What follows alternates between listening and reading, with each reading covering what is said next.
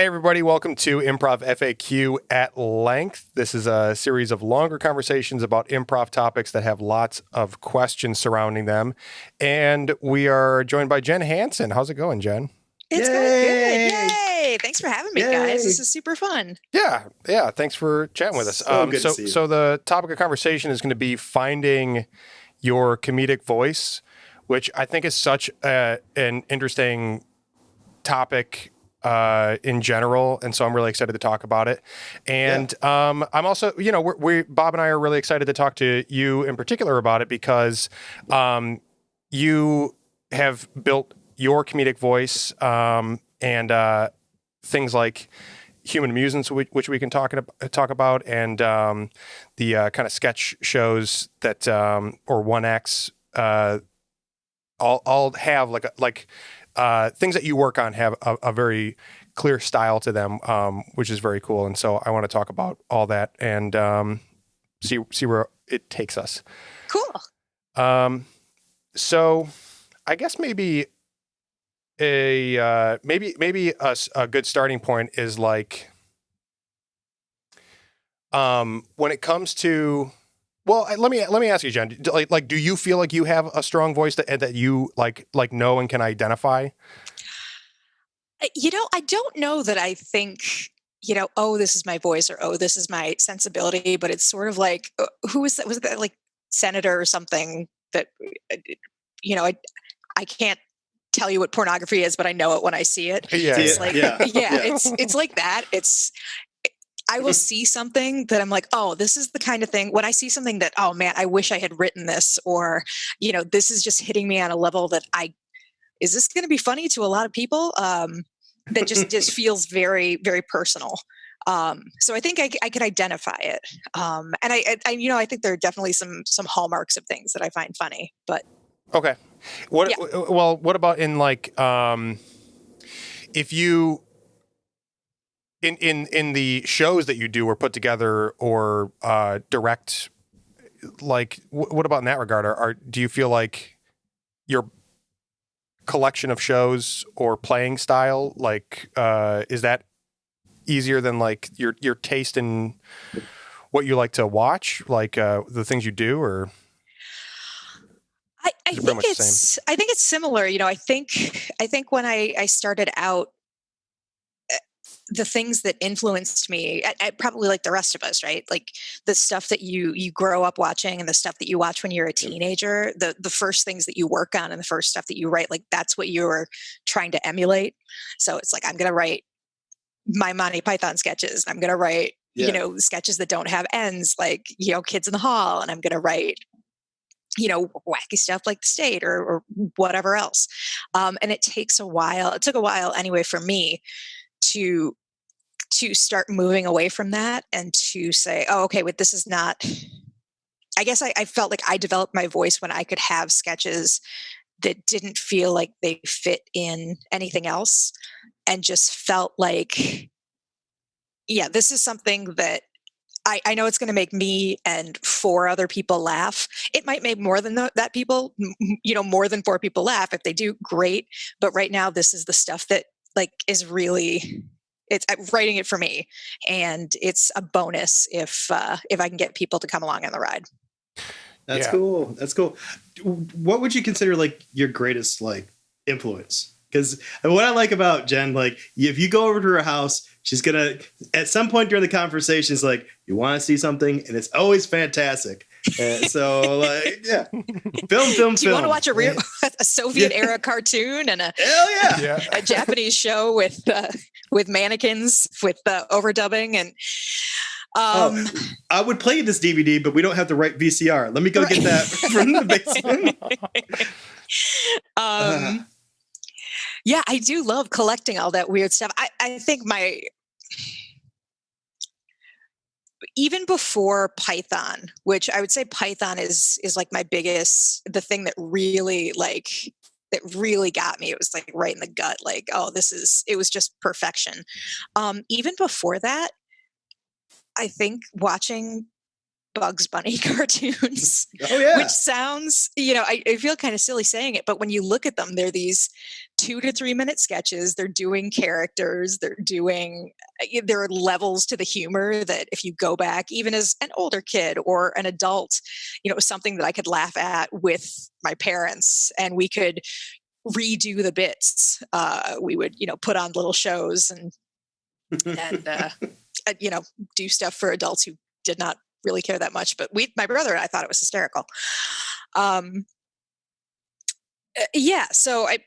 So early cartoons, and then moving into Python, and then probably in high school, it really was that game of sort of what's the weirdest thing we can find. And I think that's just sort of like even outside of comedy, because I know that you do like a lot of just like old film and television and stuff that has, I think even right now we're looking at your background of posters, movie posters that are old sci-fi and horror kind of stuff. Yeah. So when you say like weirdest stuff, are you always looking at like comedy stuff or just like the weirdest stuff in general? I think it's all over the place, and I think it's that's not really something I do anymore. I think it's when you're growing up and you're trying to find that identity, and whatever it is in you or in me, I could tell I was a little off, and I didn't exactly like the stuff that other kids liked or other people liked, and so I knew there had to be other stuff out there for me. And then just digging around, it sort of became this fun hobby to see what don't I know about, or what comedy, I like British comedy. Cool. What else is there? Oh, cool. I watched this episode of The Young Ones on MTV at 1 a.m. This is awesome. What can I, and then finding those other people that know about it. And then you have this sort of shared language and knowing, oh, okay, cool. This is something you're into and I'm into. That makes us friends already. Yeah. I mean, yeah, I definitely remember, looking for like comedy entertainment stuff being a good way to connect with other people and like kind of find a friend circle. Mm-hmm. And so kind of along lines of like what you're drawn to in pop culture or like movies and television. I feel like that's what you kind of start emulating. Or I remember I think I was reading an interview with like Eminem or Nas maybe. Mm-hmm. And they were like, when you start out, you start pretty much mimicking your favorite rapper. Totally. And then eventually somebody else is going to tell you what you're doing that's different in the way that you're kind of like, it's a starting point. And even trying to kind of like emulate or mimic something that you like, you're gonna accidentally differentiate from it, whether you know it or not or like it or not. So for sure. I think improv was really huge for me in finding that, because I originally, before I started doing improv, I was I tried doing the sketch program, and I had such a hard time with it because everything I wrote, it wasn't as good as I wanted it to be. I would just agonize over every sentence and every line, and why wasn't it funny enough? And I'm trying to write the stuff because I'm trying to write sketches that, Kevin McDonald would have written or whatever.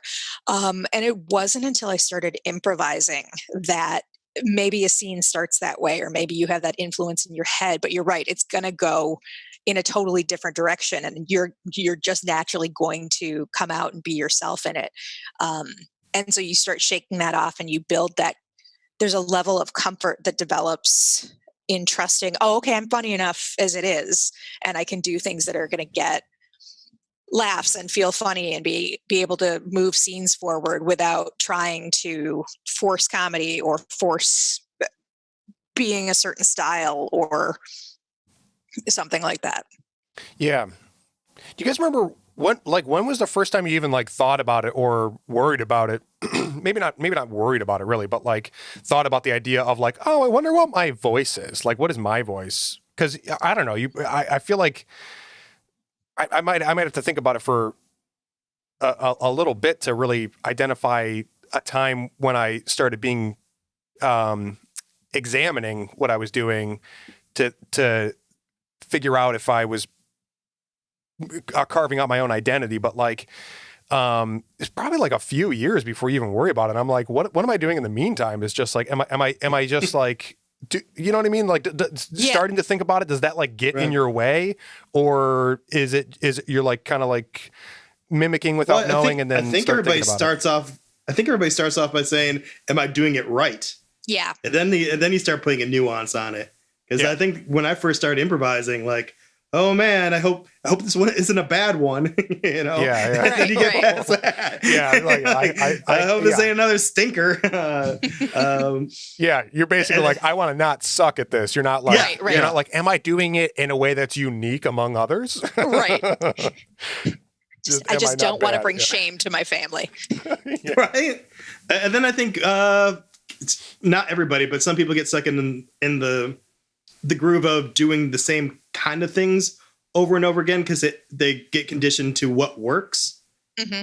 And if they get a good coach or something like that, hopefully someone pointed out, kind of like you're talking about the Eminem thing, like, or the opposite, like, oh, you're doing this over and over again. Time to, show some range, guy. And then, not that anybody's ever said that to me, but I'm just saying. Well, several people did. But like, yeah, you get there and then you really got to think about it. What makes you different? What makes you unique? Yeah. Was there? Do you guys have like a first show?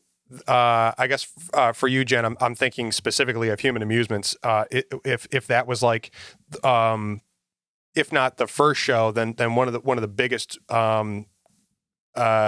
like you kind of unleashing a style or being able to lean into exactly whatever it is that you want to do. Are there like first shows for you and Jen and for you, Bob, that come to mind when you are like, this, I think this is what I want to do. This gives me like the most free license to just kind of like wreak havoc on my sensibilities. Yeah, that first run of Human Amusements, it went through a few different iterations. So the troupe that I'm in, Human Amusements, was it's a big troupe now with PJ and Joe and Travis and Matt and Chris Peterson. It started with Chris Peterson and I just wanting to do something. So just late night shows that were semi-improvised. Each week was going to be totally different. And then we were just going to just try to do characters and costumes, basically, and have this really loose, but something we can interact with the audience with, and just kind of try something different every week. And it was so fun. I think, because it was different, it wasn't,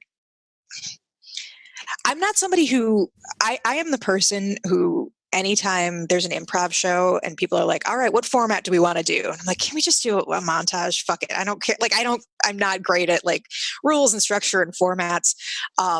But this was a way to having like a look and having costumes and having just like just enough structure that then you're like, you built this sandbox to play in.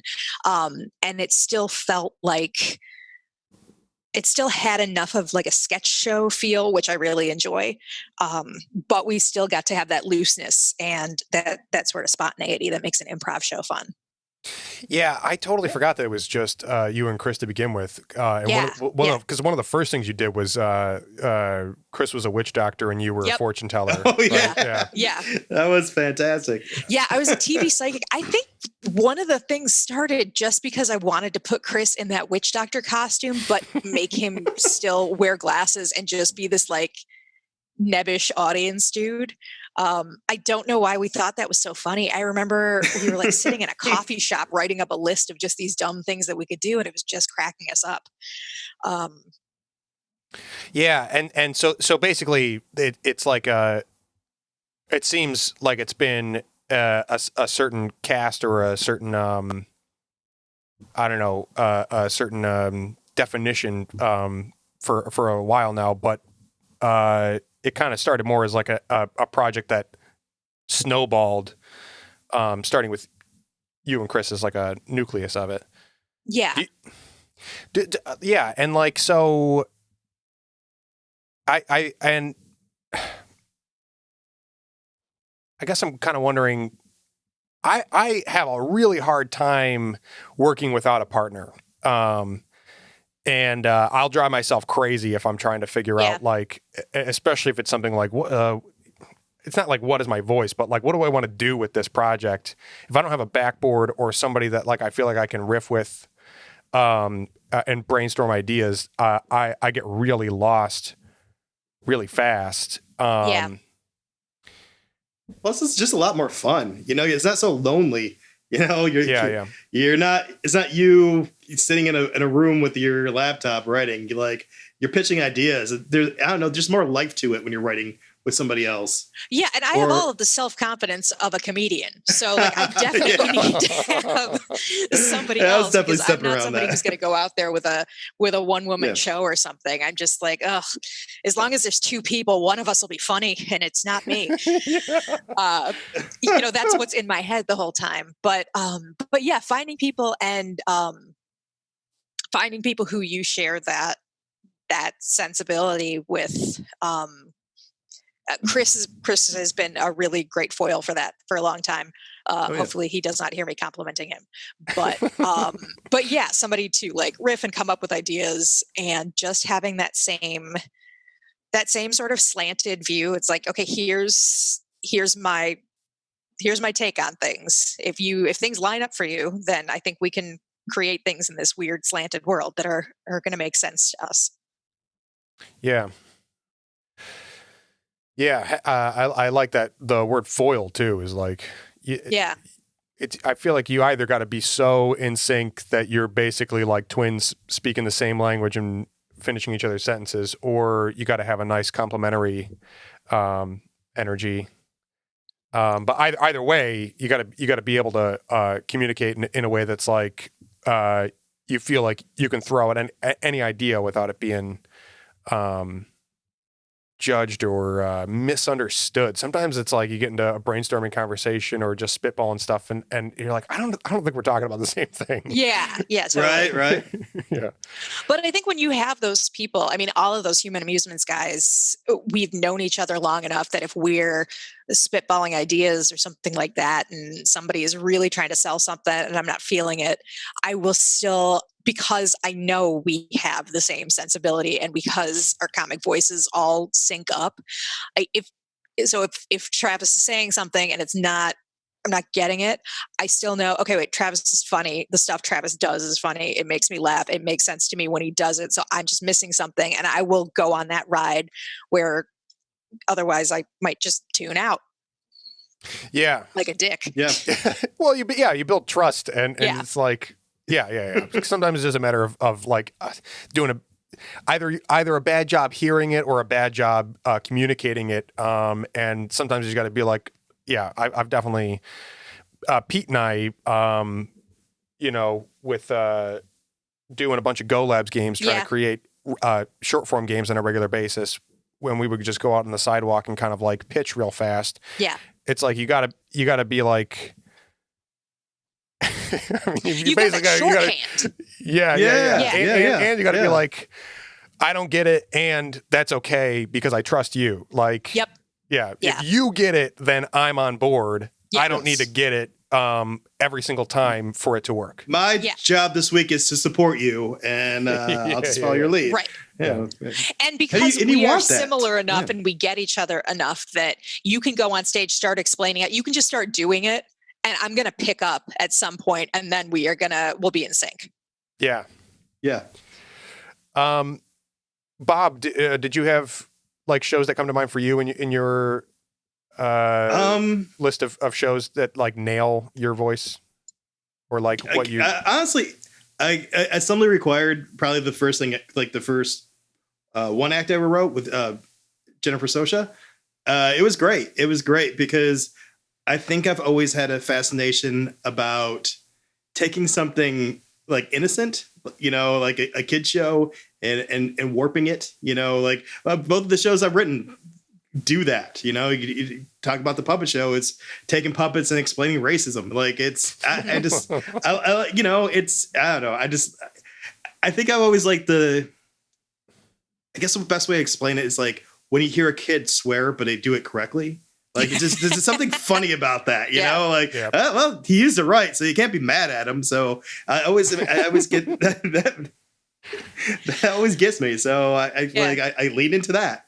And I discovered that early, so I got lucky. But just finding people who also enjoy that type of humor and support, it has been fun.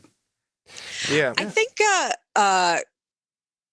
the shows like I'd been thinking about like sketch shows and improv shows, but the written one acts or whatever, that might even be more of my comedic voice than the stuff on stage, or at least that I can point to and say, oh, like Stage Fright. I wrote that with Pete, or Space Fight, which I wrote with Pete. A lot of stuff. I love watching stuff behind the scenes and stuff fall apart, and just the mundane stuff. Just mundane behind the scenes stuff in very big situations. Yeah, for sure. That makes sense. Yeah. Really. Yeah. Just like high contrast, like mundane or like, looking at how mundane something mundane is. Yeah. Yeah. Like writing a Star Wars show where, those guys are, it's just people in Star Wars, the stormtroopers get off work at some point and they go to the bar and they do the same boring shit that we all do. I love looking at the minutia of the boring shit.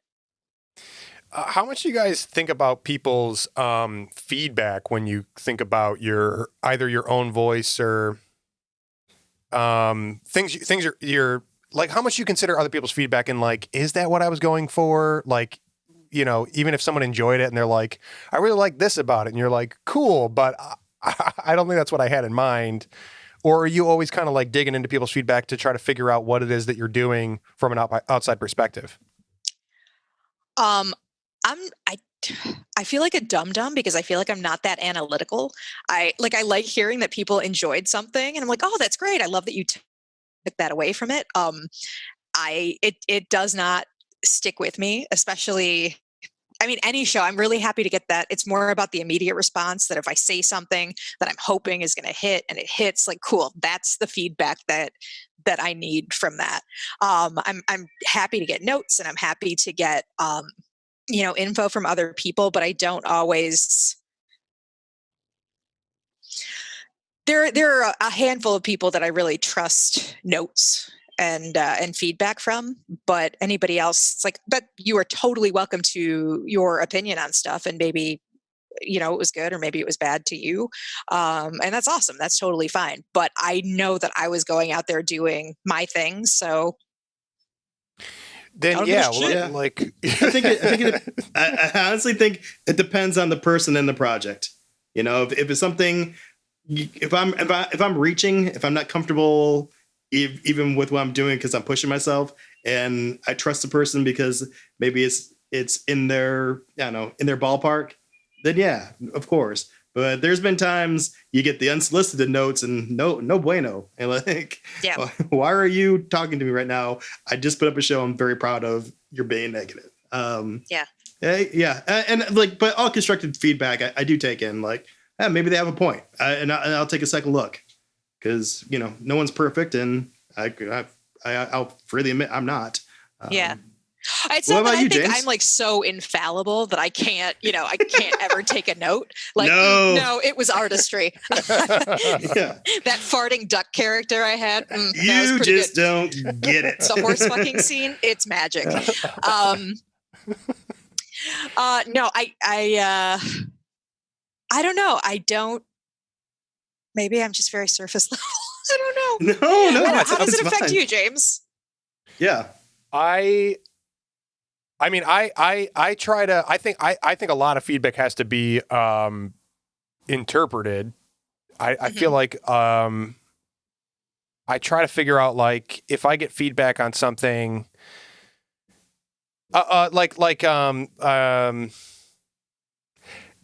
if somebody says one of the things that I have really struggled with lately as a note that has become a pet peeve of mine is that something is too long, and so when I'm like but I interpret that note as like, oh, it's not that it's too long, it wasn't good enough for long enough, and so what can I do to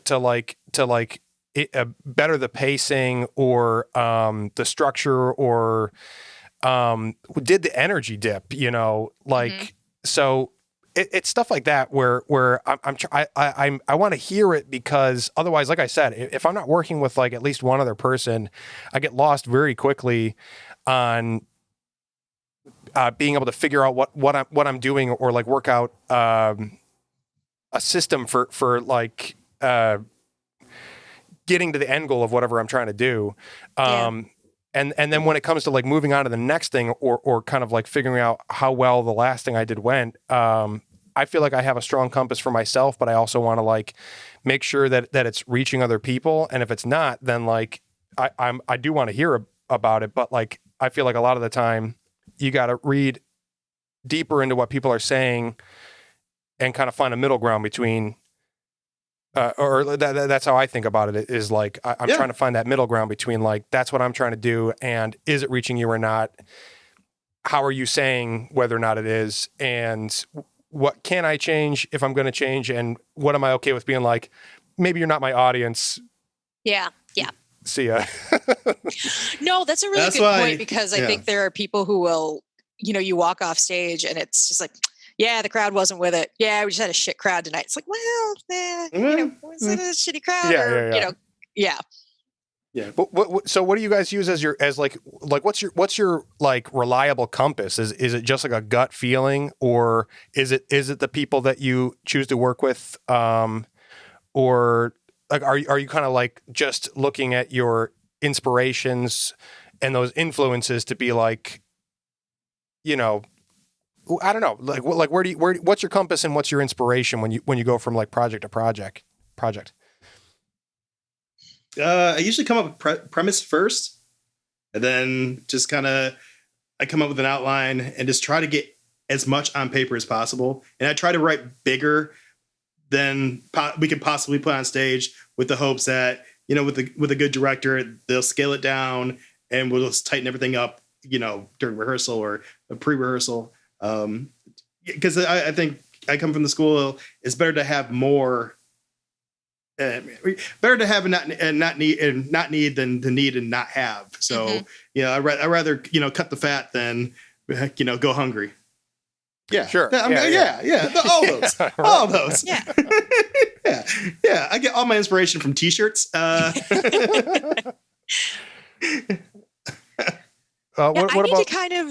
need to kind of soak in it a little bit. Like I need to be with other people, or I need to so I need ideas that come from improv sets, or I need to, if we're doing a news show, I have to fuck around online for a while and just trust that something is going to hit me in a way that's going to make me, play some 6 Degrees game where it's like, oh, this headline about this, it's set in that's Florida for you, and hey, what about this, and just kind of go off on a tangent that's going to land somewhere that's going to that's going to be just like a nugget that I can sort of spin off. And then do you like I feel like I'm very process driven. I have to like find a method for myself to make sure that I'm being productive, so that basically I can carve through a bunch of bullshit to like eventually land on something that I'm like want to chase.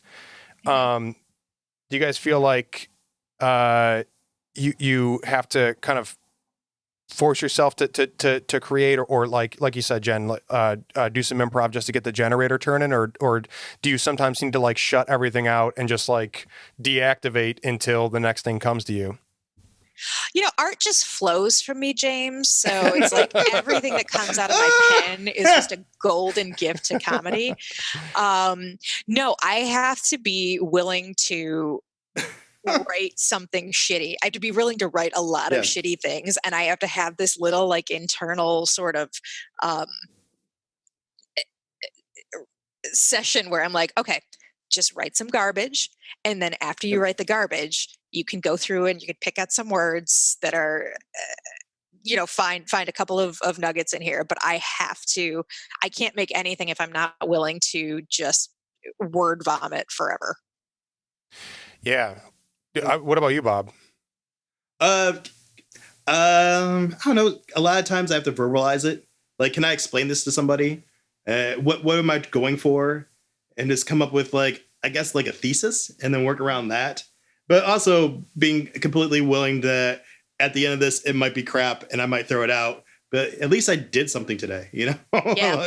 And there's a confidence in that, because before I was such a perfectionist, it would stop me from being creative. I think Jen has a really good point. You gotta fire that judge and just get in there and just try to clean it up if you can. If not, write something new.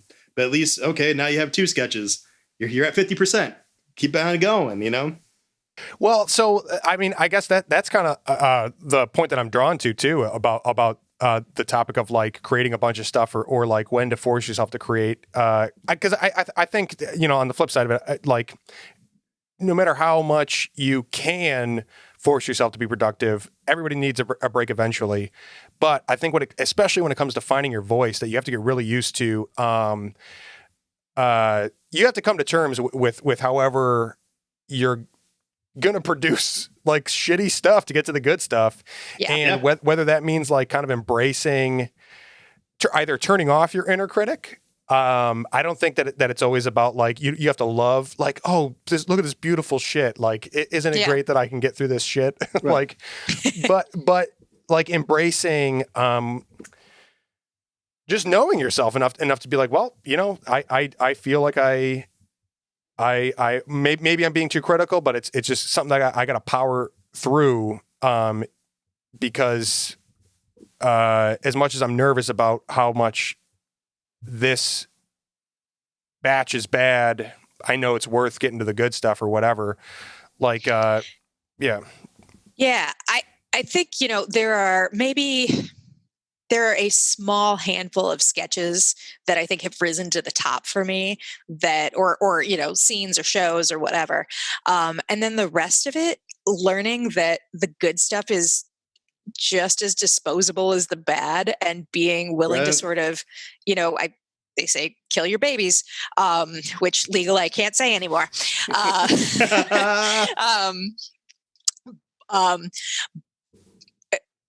That was so incredibly freeing to me as a writer, learning that because I would turn in good sketches and, so plenty of good sketches don't make the cut. So if good sketches don't make the cut, it doesn't matter. Like the point is just to create and to knock out as much stuff as you can to be able to just have enough good and bad to sift through. It doesn't mean they're not all going to be magic. And even if one you feel is really good doesn't go anywhere, it doesn't mean that you lost something or you wasted time for creating it. It's that process you have to go through to get to wherever you're going. Because I just to piggyback on that, because I think part of it of learning your voice is learning your process. You might understand your voice, but how do I translate my voice so other people can hear it is a whole nother thing, and we're just talking about the sketch. There's also like finding your voice on stage, and those are 2 completely different things, I think. But yeah, so going back to having a good writing partner, just finding one person out there that you completely trust, whether they're a performer or not, who can read your stuff and give you some honest feedback. Yeah. I think is the way to go. Yeah. And I guess maybe it isn't like having a voice isn't necessarily about knowing what it is. You know what I mean? You don't have to be able to put it into terms to have a voice. Yeah. I mean, do you feel like you have like, how would you describe your voice, James, or would you? There's maybe a couple things that I know. I feel like high concept stuff is definitely something that I enjoy and get feedback that's something that I do. And I feel like I guess because I feel like for me I'm like one of my favorite band, or sorry, my favorite band, want to be clear, is the Smashing Pumpkins. And like their catalog of music is just all over the place stylistically, and the type of sound, and like I'm drawn to that as a listener or an audience member, and I feel like that's also something that I put into the things that I do, is just like giving everything like a different and kind of like a different concept. And it's almost like it's I agree with you about the Looney Tunes when you brought that up, Jen. I was like, absolutely. And even that is like, oh, everybody in that world has like the the alliteration name and kind of like these consistencies and the first part is like the adjective that describes them and blah, blah, blah. And it's like, that stuff to me is like fun. And I try to find projects like that are like, but the thing that I have a hard time with in terms of voice is like, well, what about the individual parts? Like, could I kind of tell you what, if you took one scene, what would the consistency be of like one scene versus like projects like the X Factory or Go Labs, where Pete and I are doing, trying to do a bunch of different stuff under a big umbrella. So I don't know, like I have a general sense, but not a real specific sense. Do you think that is important, or that would make your comedy better, to be able to like really identify that and say, okay, this is the voice that I'm going for, and this is the way that I want this whole thing to be? I mean, do you think it makes a difference being able to really land on that versus it just sort of is like your soul and it is who you are, so it is naturally going to come out of you as you do a project? What do you think? I think, I think it's it doesn't make things. Well, so I guess on the one hand, what it is that it's part about knowing yourself, right? Because it's not just like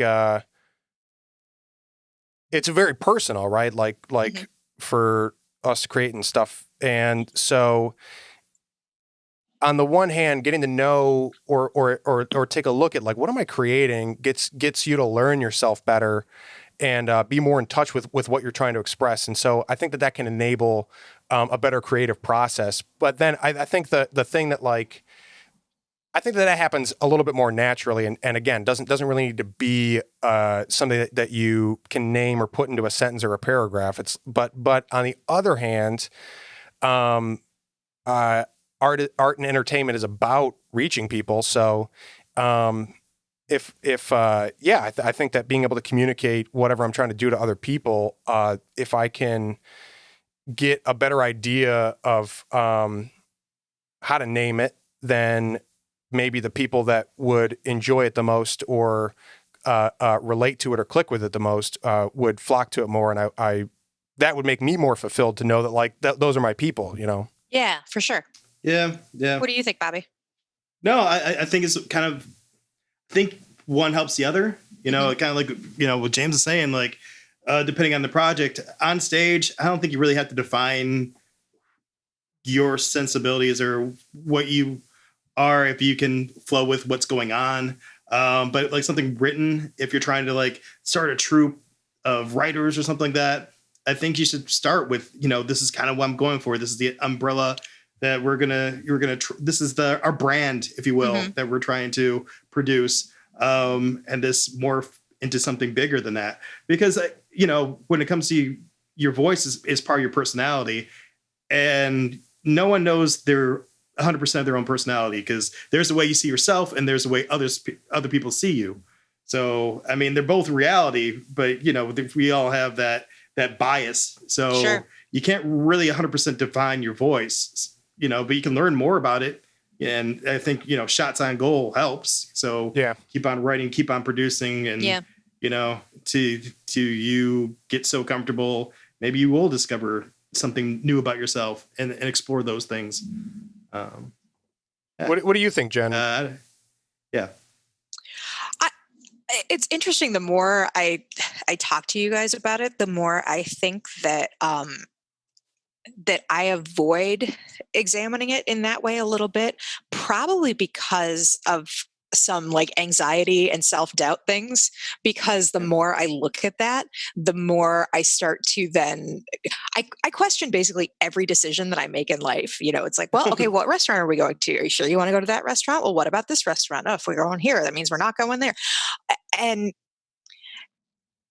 I'm so delighted to have one idea or something in comedy that I'm like, okay, this is the track that I'm going to follow on this. And this just feels right in my gut, that when I do start examining it, it's hard for me to separate just analysis so I can grow versus that sort of self-doubt questioning. And is this really funny? And is this going to appeal to people? And it's like, I need to be just sort of full steam ahead, and hopefully it works. No, it's interesting because I do analysis to grow, oh, this is me. What's not me? Well, I better try that, or can I possibly do that? And, or what, is there a bridge between what I usually do and what James does? Okay, let's see if I can try that style. That was the whole thing about when I was doing that duo sets at Pointless, where I would just invite a different person to come play with me. Like, can I try their style? And sometimes it was really hard, I mean, it always worked, and everybody was really cool. But sometimes, like, oh man, I don't know how they do what they do, but I love how they do it. Yeah. And it's fun, I was doing a similar thing when I was doing I had that Hansen and Friends show at Go, and so I wouldn't know who I was playing with until I got out there. And that was totally it, you're just trying to hang on, and you don't have that sense of comfort of your regular stage partners. So trying to that would sort of teach me a lot about, my voice and who I was. When you're trying to change yourself, I think that's when you're seeing more of who you are. Yeah. That's a great point. And, and just kind of touching on the idea of, we spend a lot of time trying to like rid ourselves of self-consciousness so that we can just like create freely, especially in improv, is to get out of your head and not think about it so much. And I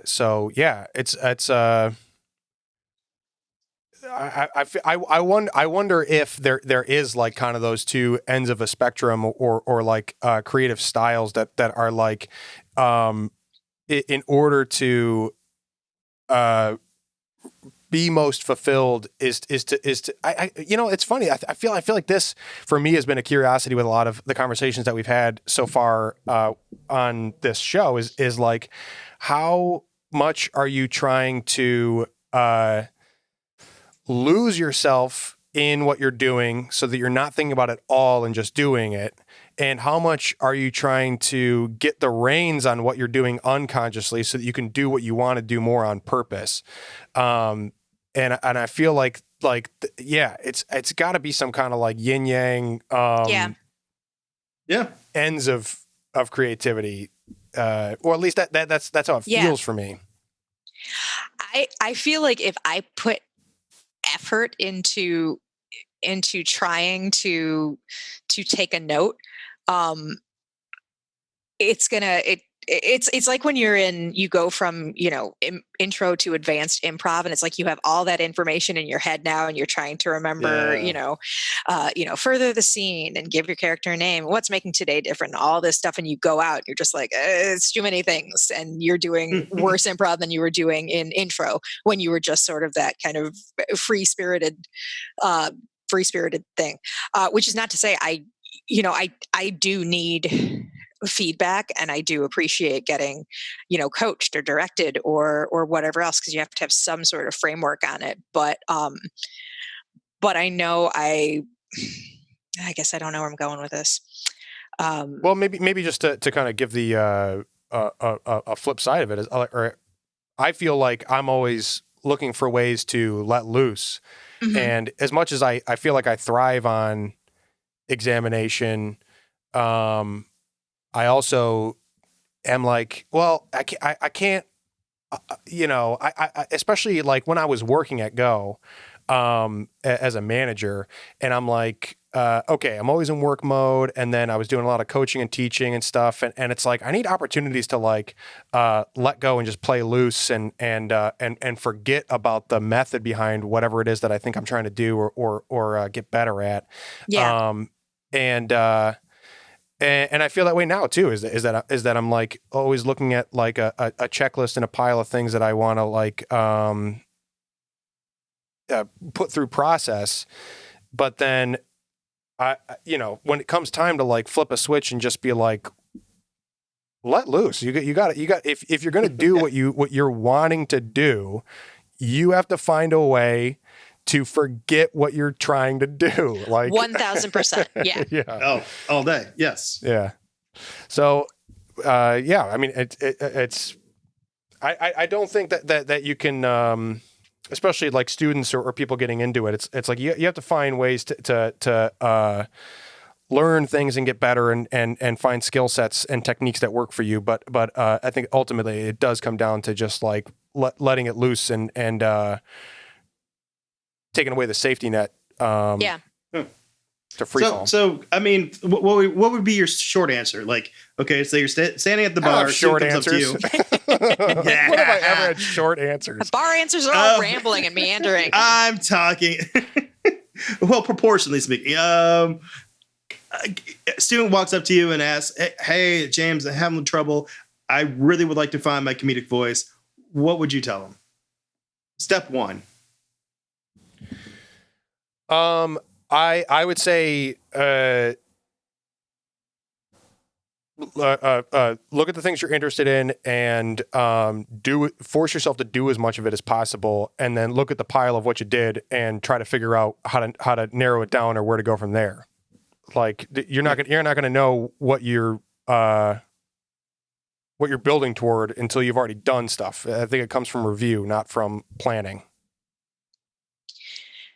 Yeah. I mean, I would say, well, you already have a comedic voice. It's not like it's there, it's in there. So yeah, do those things to find it. But it's sort of like saying, I wonder what my values are. Do I have values? It's like, well, yes, you do. You may not be able to name them right now, but if I give you a bunch of scenarios and, stab somebody in the face in front of you, you're going to have an opinion one way or the other. Yeah. So the more scenarios like that you're in, the more you can find, oh, this is good. This is bad. What if that person was Hitler? Would you stab him then? Whoa, Bob. Whoa. Just saying. Well, that's going on my values list. In the gray area. Nice. Yeah, I think it's important to know the things that for me, even more than knowing what my voice is, knowing my influences and why I like them. Like there is something about them that is speaking to me. So if I can watch, a Kids in the Hall sketch and, it's something that's premise driven, or it's, this very slice of life, like a weird take on a slice of life thing, then I can start to deconstruct and say, oh, I like this because, it's very character driven and it's very, there are just ways of playing with the language and just, and the subtlety of it. That's when I can start to say, okay, those are the things that appeal to me broadly. Yeah. That's a good answer. Yeah. Yeah. I think, what you got an answer for it, Bob? Oh,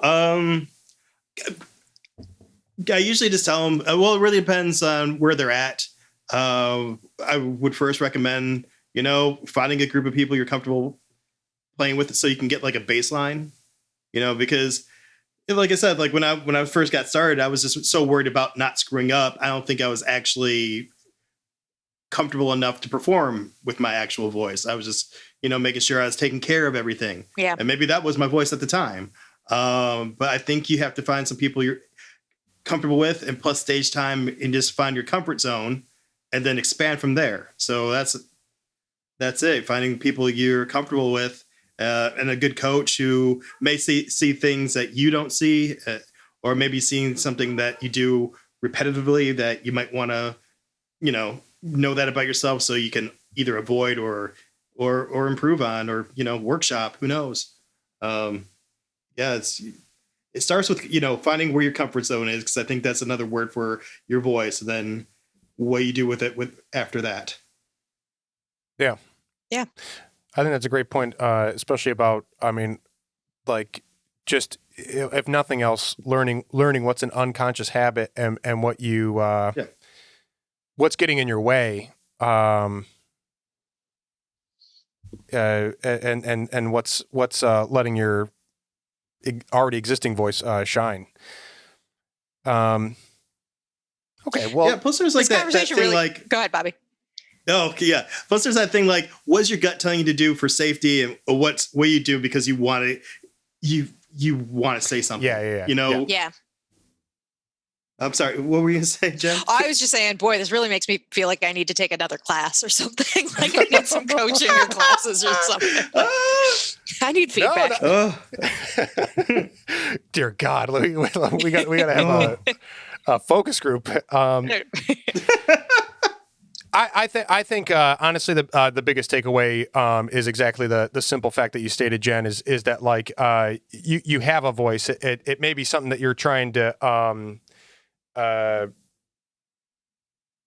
recognize, but the most important thing is to know that what you already have it. It's not something that you need to decide on and then implement. It's very much the other way around, that you do what you're doing, and whether from feedback or from introspection, you may eventually come up with a name for it that rings true for you. But even if you don't, it's still there. Yeah. Yep. Yeah.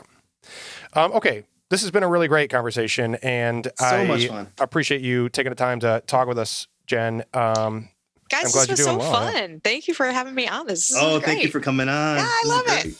Yeah.